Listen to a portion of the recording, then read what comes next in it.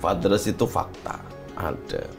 Artinya anak-anak hari ini, mohon maaf, kehilangan sosok seorang ayah yang dianggap dan diyakini sebagai salah satu contoh leadership yang memberikan inspirasi buat keluarganya sebagai leader ke depan. Tapi ketika tidak hadir, mohon maaf, dengan tidak mengurangi rasa hormat, ada istilah yang sekarang mungkin strawberry generation. Apa sih problemnya lansia? Satu, kesepian. Kenapa? Ya, menurut prediksi kita, puncak jumlah penduduk kita ini tahun 2070 itu udah maksimal. Setelah itu sudah nggak bisa naik lagi. Indonesia akan baik-baik saja. Saya optimis Indonesia Emas ini akan tercipta. Kalau nggak kita, siapa lagi yang nggak optimis? Saya yakin itu dan saya yakin-yakinnya. It's okay.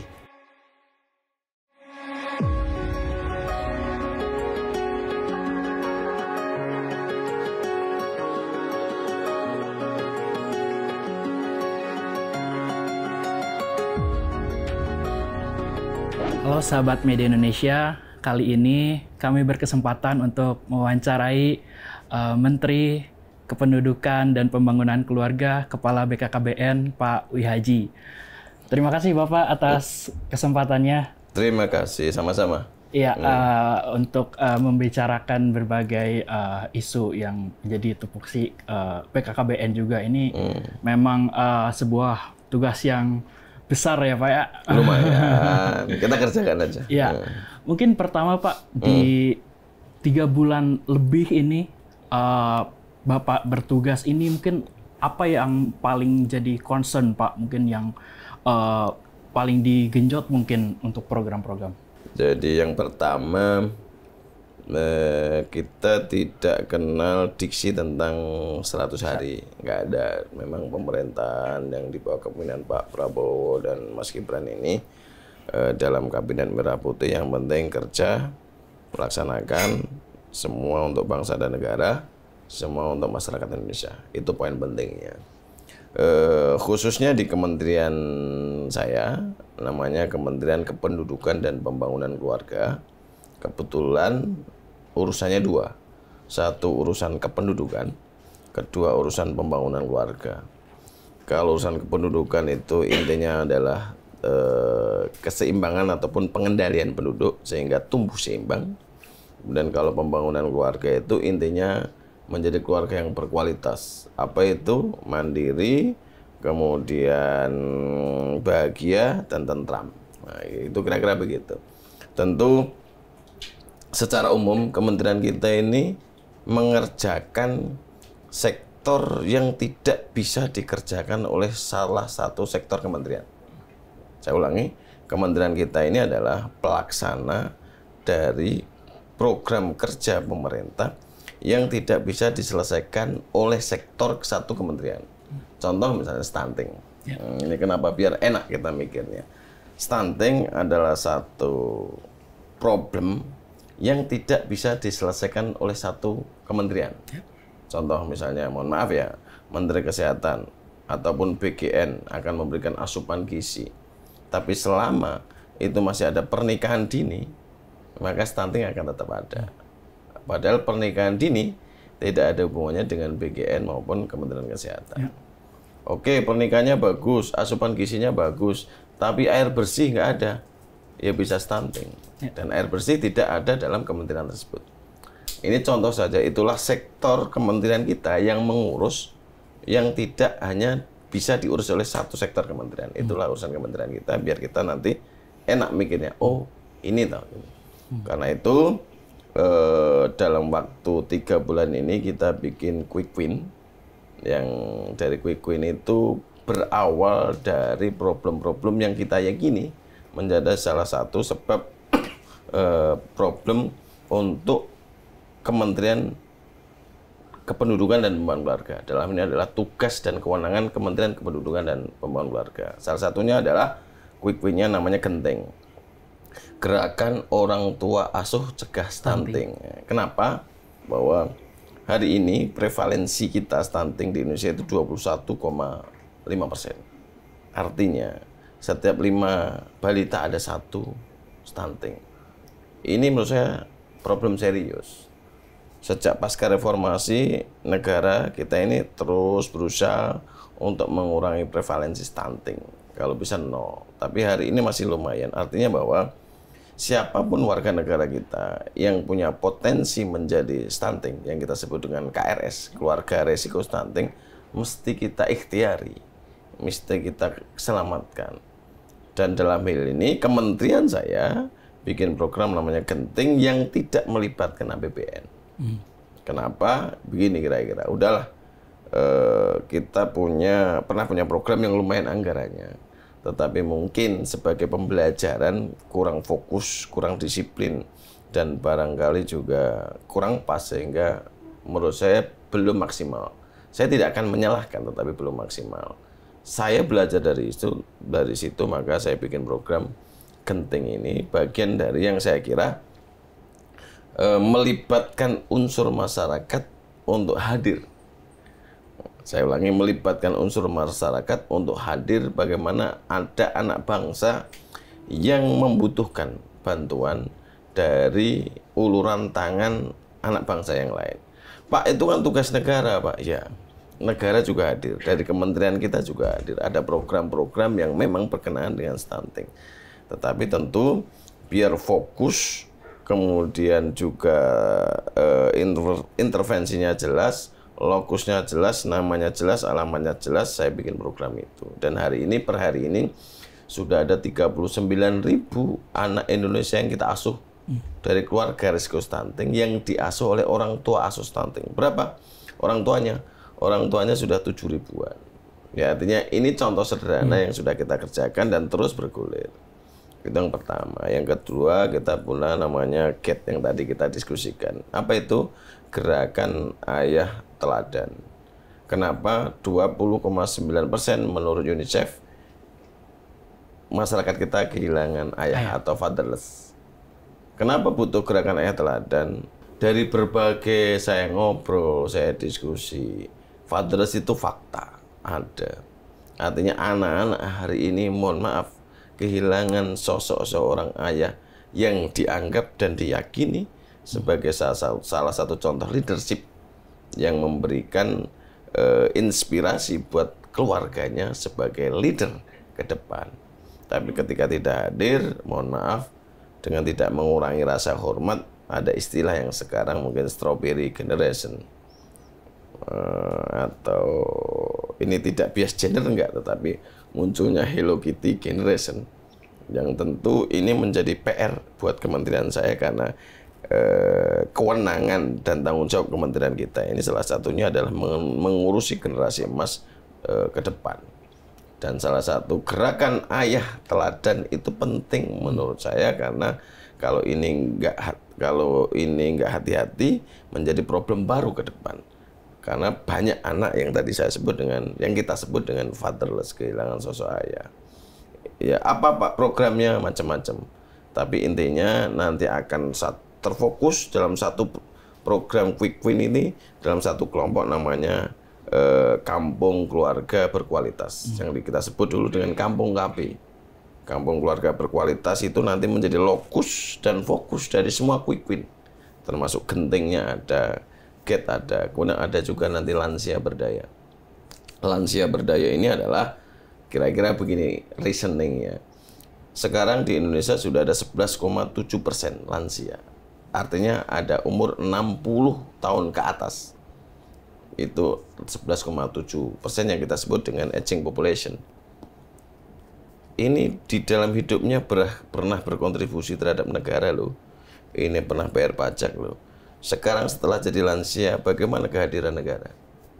Menurut saya berpikir bahwa siapapun beliau ini anak bangsa yang pernah berkontribusi terhadap negara, maka mesti diperhatikan.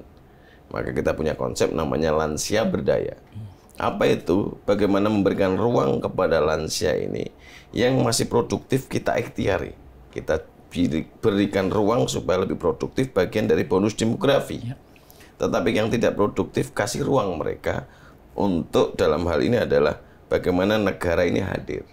Apa sih problemnya lansia? Satu, kesepian. Kenapa? Ya, kalau kita lihat Sebabnya banyak, tetapi bisa jadi orang anaknya yang dulu ini sekarang sudah bisa, sudah berkarir, sudah berkeluarga dan sebagainya. Padahal ini juga anak bangsa. Maka di saat kesepian itulah kita sebagai negara wajib hadir. Kita bikin program namanya Sekolah Lansia. Yang tidak sekolah yang serius-serius, tapi ya pengajian, ya hiburan, ya healing-healing. Tapi prinsipnya mereka dikasih ruang supaya bahwa ini anak bangsa yang pernah berkontribusi terhadap negara, hari ini sudah menjadi lansia, maka negara wajib hadir, dikasih ruang mereka. Kalau enggak, ini mohon maaf, negara namanya tidak hadir. Padahal beliau juga warga negara Indonesia dan bukan mulai hari ini, sampai sekarang juga punya kewajiban sebagai warga negara. Harapan saya sih ke depan lansia ini, walaupun rumusannya belum ya, tapi saya berharap beliau ini nanti akan mendapat kartu lansia. Harapannya apa kartu lansia? Harapannya sih, pikiran saya, udahlah dengan umurnya, dengan mendapat kartu lansia dapatlah diskon. Naik kereta api diskon, naik bis diskon, lain-lain publik mungkin pesawat diskon, toko-toko modern barangkali diskon, ngurus kesehatan gratis dan sebagainya. Saya kira harapan saya, karena apapun alasannya yang tidak produktif ini, kalau sudah masih produktif oke lah. Gitu. Yang tidak produktif misalnya lah, anggapan kita 65 ke atas. Karena angka harapan hidup kita ini kan sampai 74, artinya kan masih banyak yang umur 65 tahun ke atas sehat. Dan negara juga harus hadir. Nah, sudah sampai mana Pak pembahasan soal kartu lansia ini Pak? Kita konsepnya sudah matang, lagi kita mau launching kan. Konsepnya sudah matang, tapi saya lagi betul-betul sampai matang penggodokannya sehingga nanti ini bisa betul-betul ada manfaat. Tetapi kan negaranya di mananya gitu.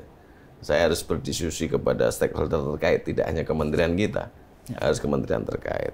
Itu yang ketiga. Keempat, kita punya namanya daycare, program tamasya, taman asuh sayang anak. Reasoningnya hari ini, Mas, setuju tidak setuju, ada 71.000 perempuan Indonesia yang child free. Keinginan ya, belum dikerjakan keinginan. Setuju tidak setuju, sebagian masyarakat Indonesia hari ini dalam tanda petik ada kecemasan ketika punya anak, diapain ketika dia kerja, istrinya kerja, atau dia kerja, suaminya kerja. Sementara butuh pembimbing, masa diserahkan ke orang tua. Orang tua kalau ada, masa diserahkan pembantu. Nyari pembantu atau asisten juga susah. Maka pilihannya salah satunya adalah child free. Dalam hal ini, positioningnya di mana pemerintah? Maka kita bikin tamasya, ini bagian dari solusi bahwa negara harus hadir untuk memberikan ruang biar orang tuanya kerja, anak juga diberikan kepastian. Untuk di situ ya kalau kita sebut dengan daycare, yang tadi ada 3 komponen yang disiapkan oleh pemerintah, komponen yang disiapkan oleh korporasi, dan komponen yang disiapkan oleh dalam tanda petik masyarakat, kelompok masyarakat, ini biasa dan sebagainya. Ini beberapa sudah terbentuk karena kita bekerja sama dengan 6 kementerian. Sekarang tanda tangannya masih mentok di salah satu menteri, tapi sudah ada 5 menteri yang tanda tangan tentang program ini. Ini sederhana, tapi menurut saya bagian dari solusi, khususnya masyarakat perkotaan. Ada kecemasan, nanti gimana, anak saya gimana, kalau saya punya anak nanti pembiayaan seperti apa, saya titipkan ke siapa. Saya kira ini menjadi salah satu pilihan. Baru yang terakhir, kita punya program Quick Win namanya Super App berbasis AI. Setuju tidak setuju, hari ini AI sangat berpengaruh dalam dunia anak-anak. Sementara kita tidak bisa memastikan kebenaran dari AI. Kita tidak bisa memastikan bahwa itu hoax atau tidak. Sementara semua bisa dijawab lewat itu. Anak-anak sekolah mengerjakan PR sekarang bisa dijawab dengan AI.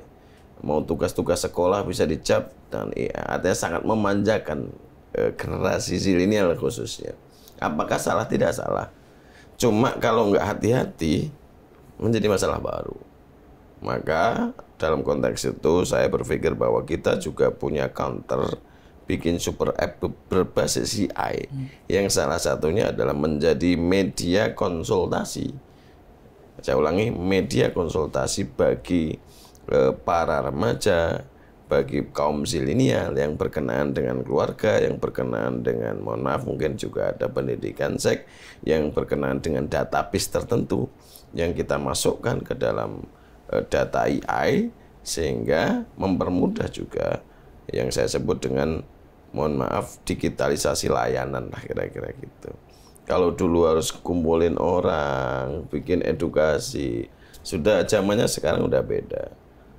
Cari cara-cara baru, bikin kultur baru dengan pendekatan digital, tapi dengan cara-cara lokal. Cara-cara ke Jakarta jangan dibawa ke NTT, jangan dibawa ke Papua, pasti nggak ketemu. Ya. Dengan digital inilah, menurut saya, setuju tidak setuju, toh masyarakat bawah pun pegang handphone. Orang yang nggak punya pun hari ini pegang handphone. Artinya kalau kita lihat survei ya, untuk orang Indonesia ini kan pemegang handphone kan luar biasa, dan pemegang media sosial luar biasa, artinya lebih banyak. Nanti bisa dicek datanya. Dari situlah super app berbasis AI ini bagian dari program kita. Bagaimana pelaksanaan selama 100 hari atau selama 3 bulan ini? Ada yang sudah jalan, ada yang baru menformasikan, termasuk Genting sudah jalan, Gate mungkin sudah jalan, super app baru masukkan data-datanya, Tamasa pelan-pelan, kemudian Gate itu nanti yang berbasis di komunitas kampung keluarga berkualitas yang kita sebut kampung KB, nanti insya Allah terdeliver dengan cepat. Kenapa? Karena kita punya pasukan 600.000 orang lebih, yang saya sebut dengan TPK, tim pendamping keluarga. Inilah pasukan kementerian kita yang bekerja di lini lapangan dalam mendeliver program-program kerja untuk rakyat, untuk bangsa dan negara. Ini gampang diomongkan, tapi butuh monitoring. Karena itu saya berkeyakinan program apapun kalau tidak ada monitoring, tidak ada evaluasi, pasti akan gagal.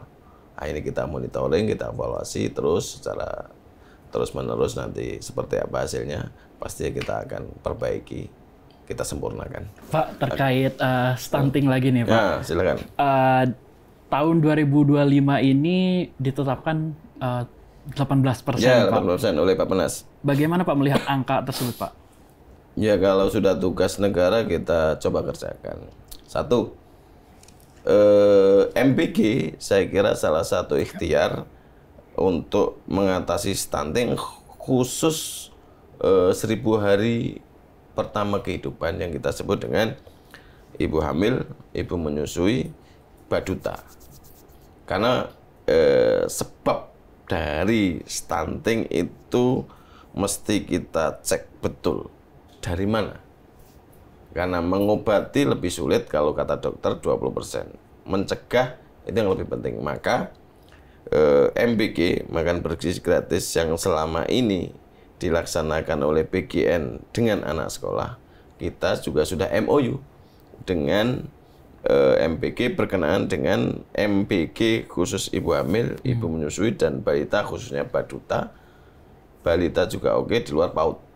Kalau PAUD, Dikdasmen. Apa hubungan dengan target?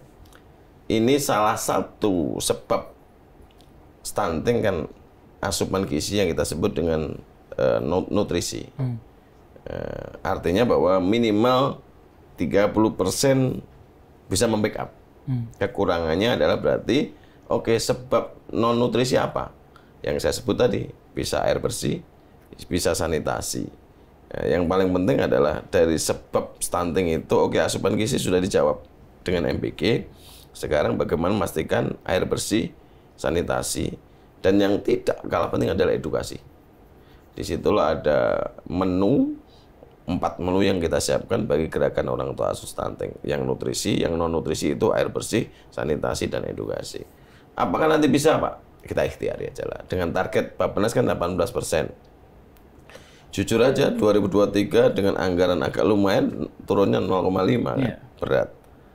Pertanyaannya adalah seperti apa studinya, seperti apa surveinya, siapa yang disurvei, ya oke lah. Tentu pasti ini objektif. Cuma juga harus adil juga. antara yang ditreatment dengan yang disurvei seperti apa. Gitu.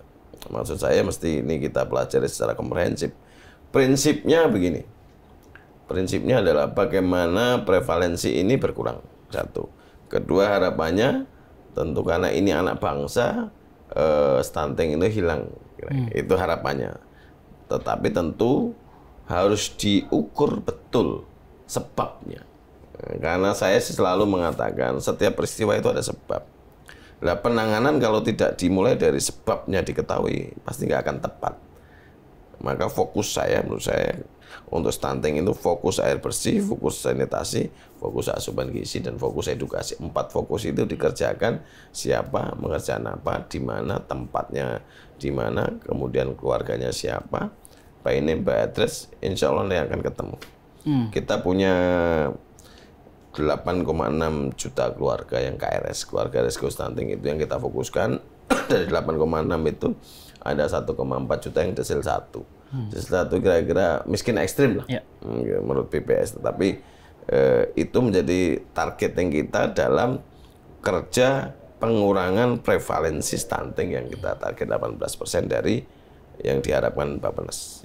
Tadi disebut MBG jadi salah satunya nih Pak. Ini udah yang untuk ibu hamil, menyusui dan balita sudah berjalan. Apa Pak catatan sejauh ini Pak?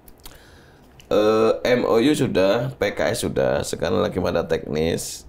Di beberapa sudah jalan, di Kota Bogor yang kemarin kita contoh itu sudah berjalan. Jadi begini, MBG khusus ibu hamil, ibu menyusui dan balita itu adalah kerjasama antara BGN, Badan Gizi Nasional, dengan Kementerian Kemuduk Bangga. Tugasnya apa? Uangnya dari BGN, SPPG-nya dari BPGN. Tapi pendistribuannya, monitoringnya, dan pendataannya dari kita. Kalau untuk anak sekolah kan gampang, ngumpul nih di satuan pendidikan, maka distribusi makanan.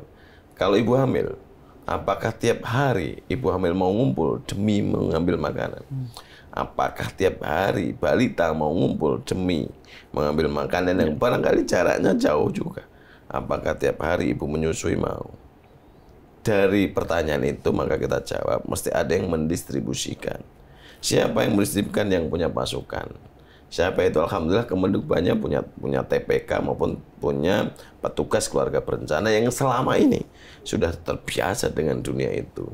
Harapannya nanti mendistribusikan MPG khusus ibu hamil, ibu menyusui dan balita.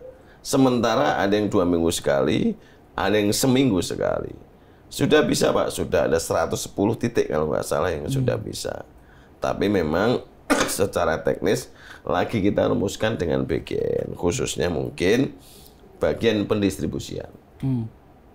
Ya selama ini kan ada TPK itu kita kasih BOKB atau biaya operasional 210.000, 100.000 per bulan untuk pulsa bikin laporan dan 110.000 untuk biaya transportasi. Tapi kalau tiap hari nanti distribusi kan mungkin masa nggak diperhatikan. Nah, karena itu saya udah ngobrol sama Prof. Dadan, coba ada nggak rumusannya sehingga nanti dalam pembiayaan distribusi itu juga dipikirkan. Kayak ini beda nih. Kalau anak sekolah kan semua ngumpul di sekolah dibagi. Kalau ibu hamil kan nggak mungkin tiap hari posyandu, tiap hari ibu balita datang. Ya karena itu tugas kita mendistribusikan ke penerima manfaat. Jadi masih terus digodok ya Pak? Masih, hari ini tadi juga rapat lagi secara teknis. Tinggal teknis banget. Artinya secara konsepnya sudah, misalnya tugas kita apa? Mendata. Tugas kementerian mendata, mendistribusikan, dan memonitoring dan mengevaluasi. Duitnya dari BGN. Tapi pembiayaan yang lainnya kan mungkin perlu dibincangkan. Iya. Nah, kira-kira gitu. Berarti yang sekarang lewat posyandu dan yang datang langsung Pak?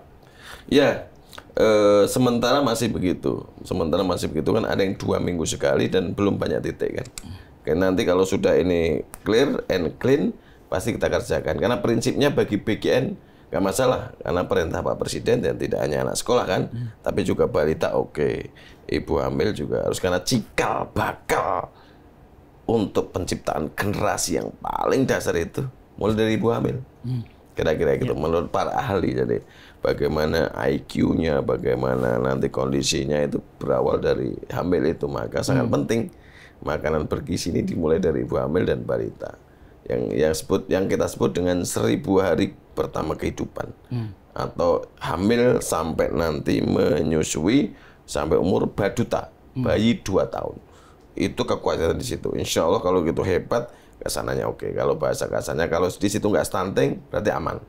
Tapi kalau sampai umur 2 tahun kena stunting, yang bisa disembuhkan cuma 20%. Nah, ini contoh saja. Untuk pemenuhan gizinya ada perbedaan nggak sih Pak? Ada. Kan katanya ibu hamil kekurangan protein hewani gitu. Mungkin apakah hal-hal seperti itu juga jadi? Ada. Dari BGN sudah menetapkan. Dari protein kandungan untuk ibu hamil sendiri, balita sendiri, ibu menyusui sendiri. Ketika kemarin saya kunjungan ke Bogor itu, dibedakan dibungkusnya itu kan rapiannya dibedakan biar nggak pisah, biar nggak ketuker antara ibu hamil dengan anak-anak karena kandungannya beda. Dan oleh BGN sudah ada kajiannya, jadi yang memang dibutuhkan ibu hamil ini proteinnya, untuk ibu menyusui ini proteinnya, balita ini proteinnya, karbohidratnya dan sebagainya sudah ada ukurannya, termasuk isi nasinya juga beda kan di dalam kotak itu. Gitu. Kalau frekuensinya ada peluang untuk lebih sering nggak Pak? Kan Pak Presiden sendiri ingin setiap hari bahkan. Oke. Saya kira sih pada prinsipnya oke. Yang menjadi pertanyaan adalah tentu kita harus siap secara komprehensif. Jadi kesiapan tenaga kerja, kesiapan distribusi, dan kesiapan pendataan. Sehingga nanti tidak ada masalah di kemudian hari. Ini kan uang negara. Harus hati-hati, ini untuk rakyat, untuk kepentingan rakyat. Karena juga begini, dari evaluasi ya, evaluasi ketika kita bikin acara di Bogor. Kebetulan ada yang saya suapin. Ya. Oke, ada yang makan di tempat. Tapi menjadi catatan, ternyata ada beberapa pas kumpulan itu dibawa pulang.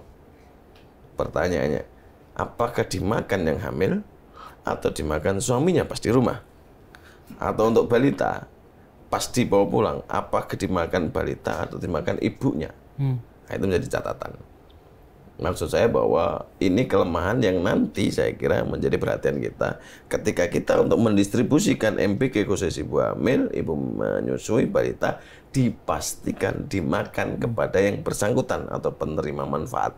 Jangan sampai nanti kita kasih yang menerima malah bapaknya, kan nggak tepat sasaran.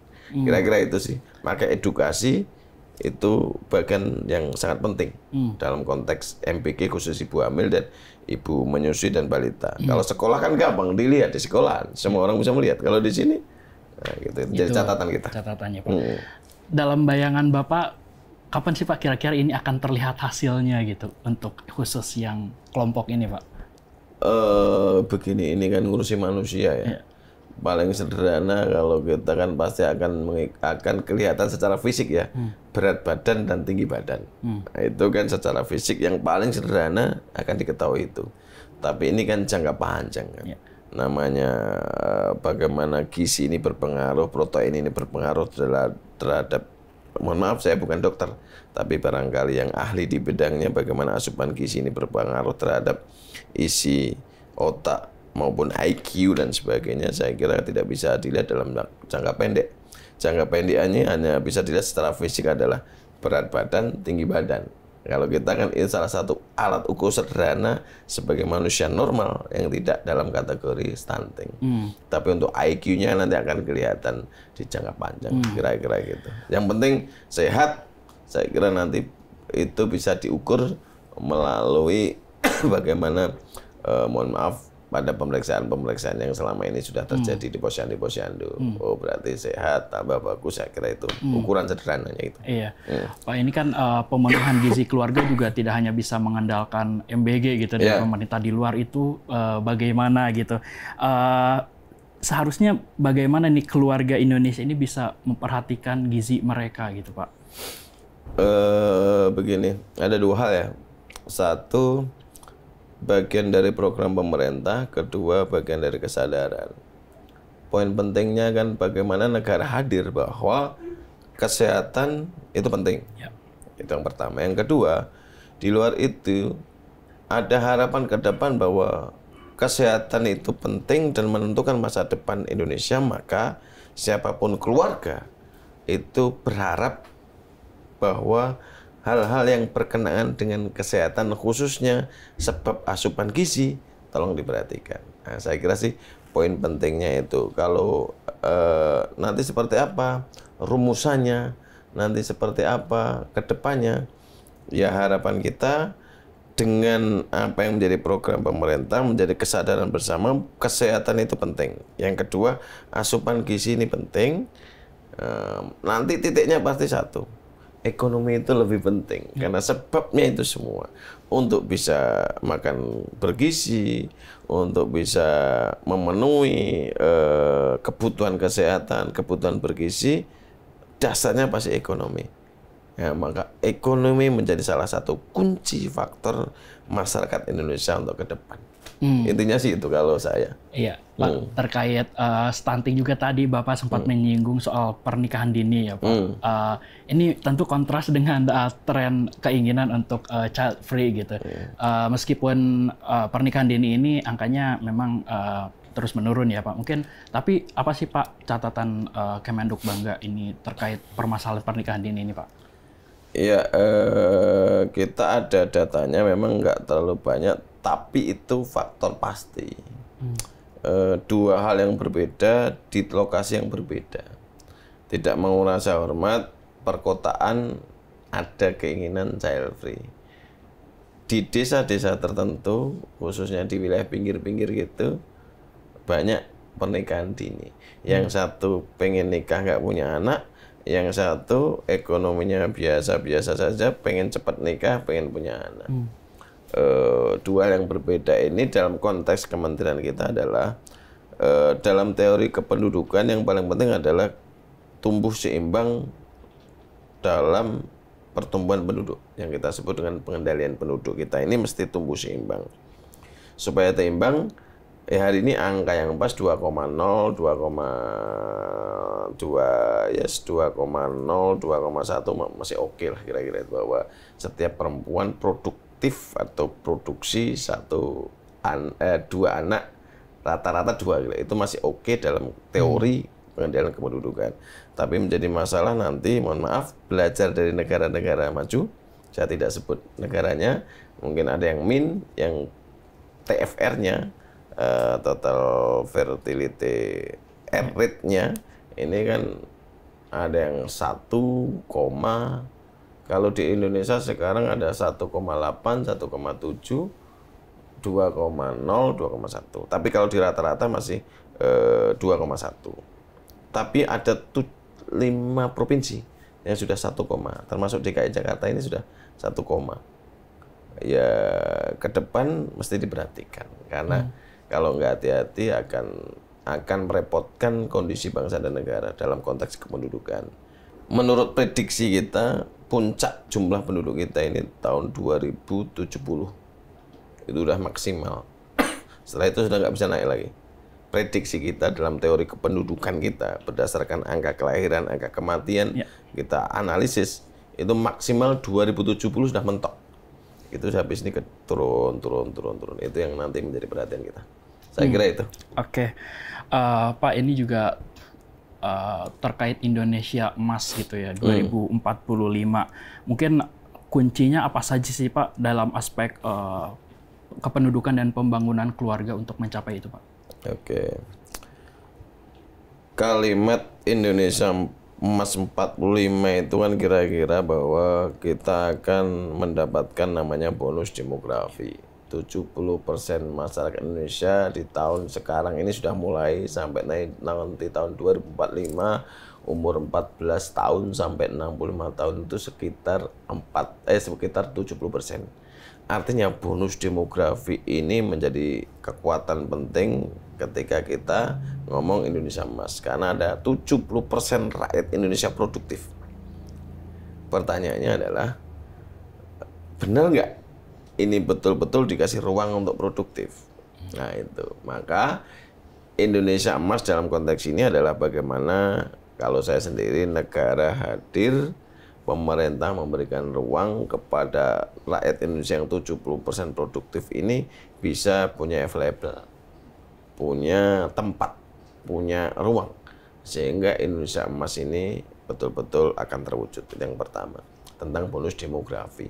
Yang kedua yang berkenaan dengan next generation, generasi selanjutnya, yang menurut saya hari ini yang umur 14 tahun, yang saya sebut sebenarnya 10 tahun. 10 tahun sampai 20 tahun akan menjadi generasi dalam tanda petik nanti penerus 2045. Yang 10 tahun, kali ini 2025 untuk 45 berarti kan butuh 20 tahun. Berarti akan jadi umur 30 tahun. Yang 20 tahun menjadi umur 40 tahun. Artinya bahwa inilah yang nanti disiapkan secara serius yang menjadi generasi penerus kita. Saya misalnya umur sudah agak lumayan, suatu saat tentu akan minggir. Ya, yang melanjutkan siapa? Inilah yang saya sebut dengan generasi emas, yang saya kira tantangannya nanti berbeda, suasananya berbeda, pola pikirnya berbeda, dan harapan kita nanti dari perbedaan itu dia mampu duduk, mampu bersama, mampu mengikuti dalam gelombang yang nanti akan berbeda.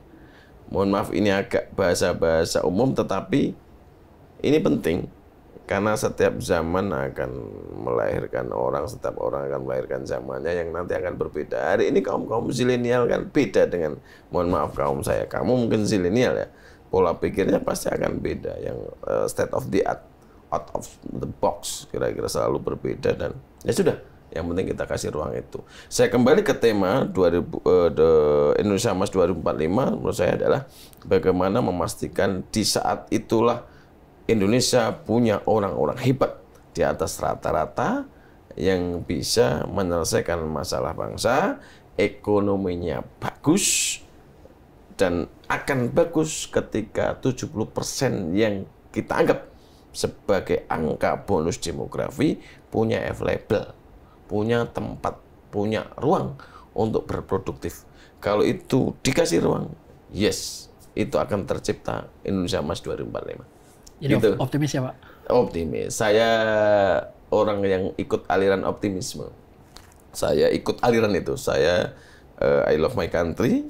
Saya cinta negara saya demi merah putih. Yang penting insya Allah apa yang menjadi kekuatan, apa yang menjadi potensi, apa yang sudah kita miliki, kita optimalkan. Indonesia akan baik-baik saja. Kalau kita nggak optimis ya gimana? Toh saya meyakini Indonesia ini orang-orang hebat, dan saya yakin ini akan baik-baik saja. Saya optimis Indonesia Emas ini akan tercipta. Kalau nggak kita, siapa lagi yang nggak optimis? Ya. Saya yakin itu dan seyakin-yakinnya. It's okay. Mungkin harapannya seperti apa sih Pak untuk terutama untuk aspek-aspek yang ada di Kementerian Kependudukan? Negara kita ini negara besar. Jumlah penduduknya 282 juta. Jumlah keluarganya 75 juta keluarga. Artinya dengan jumlah penduduk yang besar, kita paham bagaimana negara ini mengelola dengan sekian jumlah penduduk itu. Untuk urusan kependudukan dan pembangunan keluarga, bagian dari urusan kita, maka yang paling penting adalah bagaimana memastikan negara ini hadir. Pemerintah ini hadir di dua urusan. Urusan kependudukan dan urusan pembangunan keluarga. Urusan kependudukan memastikan bahwa penduduk terkendali, dan itu nanti kajiannya panjang, tapi kira-kira bagaimana penduduk itu tumbuh seimbang. Pembangunan keluarga itu memastikan bahwa keluarga itu berkualitas, mandiri, bahagia, dan tentram. Dari 3 indikator itulah menurut saya hari ini kalau keluarga kita akan baik-baik saja, negara akan baik-baik saja. Untuk memperbaiki negara dimulai dari keluarga sebagai inti, fondasi, dan hulu untuk berbangsa dan bernegara. Saya meyakini kalau warga Indonesia perhatian terhadap keluarga, apapun problemnya akan baik-baik saja dan ke depan akan semakin baik-baik saja. Dan keluarga banyak hal yang memberikan pembelajaran kita untuk berbangsa dan bernegara. Termasuk kita, saya selaku orang tua misalnya, belajar banyak bagaimana keluarga. Kalau kita bisa mengelola keluarga, insya Allah akan baik-baik saja. Dengan berbagai problematikanya. Dan kita tidak bisa lepas dari problem. Tapi yang penting, jalan terus, sustainable. Saya pribadi tentu untuk kepentingan bangsa dan negara, untuk kepentingan merah putih, untuk kepentingan rakyat.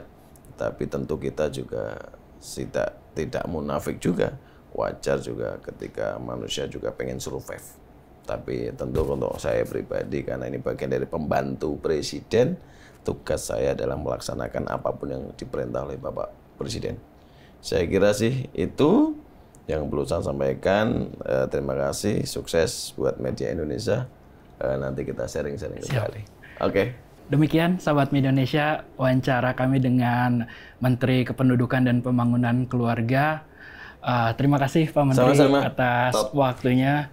Sehat selalu dan sukses untuk program-program. Suaranya masih serak-serak basah. Terima kasih Pak Menteri. Oke, thank you ya.